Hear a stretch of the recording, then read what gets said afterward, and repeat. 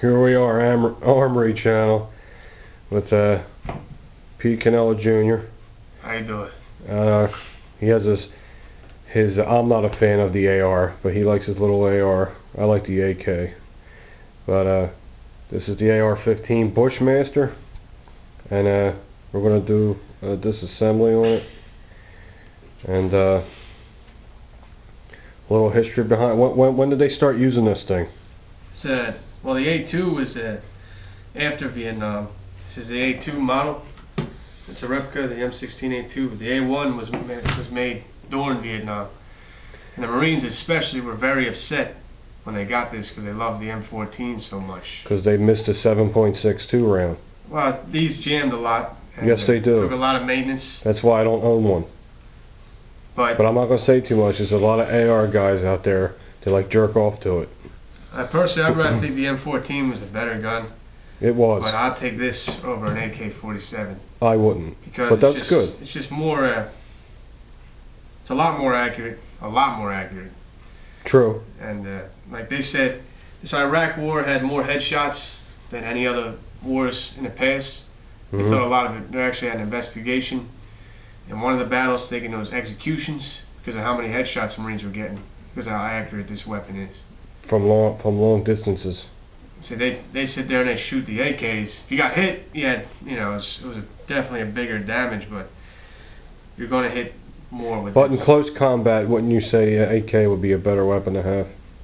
Yeah, especially in the sand. But that's what they got saws for, which is the squad automatic weapon M249. Okay. Still 5.56. But if you were by yourself and you got lost, and you had your little AR-15 with you, and a little bit of sand blew in the chamber, and it started jamming up on you, do you wish you had an AK at that time? It takes a lot of sand. They don't jam as easy as you think. Okay. It takes a lot. Okay. As long as you maintain it, it's good. AK, you don't got to do nothing to it. All right. But well, the Rifleman channel has a AR-15, so he'll be on your side. But I'm an AK dude. I just think they're more destructive, they're tougher, they're more reliable. They're like Glocks. So alright, let's get a closer look at this thing. And the Marines use Colts, obviously, right? Yep. But we use the A4s. This is a Bushmaster, and this is an old one, but it's only been shot once. This is an old one. Look at the stock. You can see it's an old-fashioned early model. Right? And these ribs, these ain't to make it look cool. Don't think that, because it's not. It makes that strong. If that was smooth and a truck rolled over it, it would crack. These ribs is to make this strong. Gives it more strength. The A1 had it's just flat black. It didn't have this. Just had some indentions on the top. It's a nice looking rifle. I'm just not a 223 guy. But this is accurate up to 550 meters on a pointed target, which means a pointed target's something like a target, a black circle with the rings. It's accurate up to 550 meters that you can hit in the black. Okay. And it's accurate up to 800 meters on an area target, like a car or something. So you'd be 800 meters away, and you could be shooting at a vehicle, and you'll still hit it. Okay. And this 550, you can still shoot people with, which is actually. Well, let's start the field strip because we got 4 minutes going already. All right. First thing you want to do is make sure empty your it's magazine, make sure it's cleared. It's clear. And the handguards I'm going to take off first. Come off like that. Okay. How about a couple shout outs while we're doing this? To old E from 1, Bud. Yeah, thanks for all the messages and things and the support. Appreciate it. And Bill 13442. Bill, thanks for the coffee. Love coffee, dude. Appreciate it. I'll give you a call too. And it's got the heat shields inside. And this is your gas tube right here. And that's just what keeps it semi-automatic. And now we might not have enough time to put it back together, so we'll do a part 2 with that. Okay. You got these 2 pins. Just pull them out. Breaks into your 2 halves.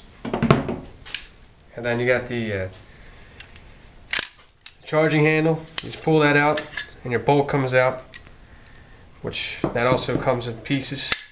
Pull your charging handle out, and anytime you clean your weapon, you break it down to this much. And the best thing to use is Q-tips. You take it with a brush, brush out all the big stuff, and then you Q-tip it. Just use thousands of them until your Q-tips are completely white. That's how they check it in the armory. We gotta clean our rifles.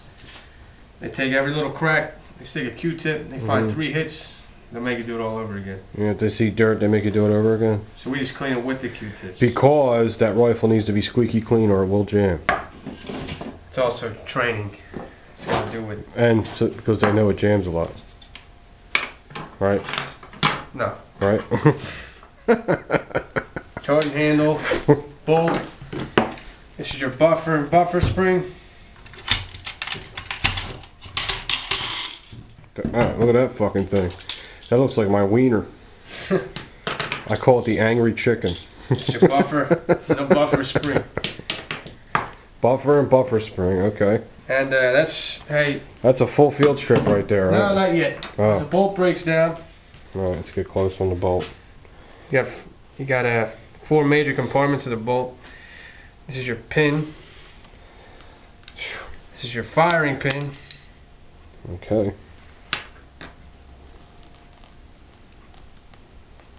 You gonna sing a song? No. Okay. All you gotta do is twist this. Don't matter. You just twist it. It don't matter what way you twist it. You just twist it so it's vertical. With this, and it comes right out. This is your bolt. This is your bolt carrier, and this is your actual bolt itself. Wow, that's really stripped down. Let's take a look at these parts. This is your bolt carrier, and I forget what this is called. It's your firing pin, your pin, and this gets breaking down into 2 parts too. Push this little pin out here, and you want to clean all the carbon out. Mike, you're fat. Okay. You clean your carbon there. Nice. And this is your gas springs, and you got to make sure there's 3 holes.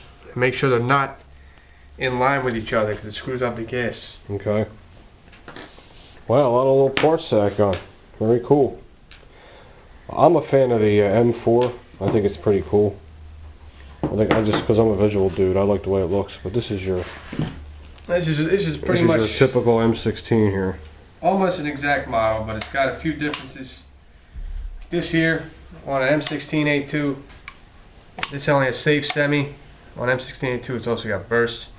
It's 1 more click. The A1s are fully auto, and also. I don't know if you can see it, but what holds the hammer back, this thing right here. Can you see it? On M16, there's 2 of them, and they work like this. And when it's safe, they're down. Semi, 1's back, and burst, 2 are back. Very good. That's actually a triple. Good information. It's actually 3 triggers in 1. Okay. And that's it for the disassembly. Cool. Is that it? We go put it together now? Yeah, we're going to have to stop and then put it together again. Alright. I just want to let Mike know that he's very large. And I'm sure he had a ton of Christmas cookies already. And it's not even Christmas yet. It's alright. See us.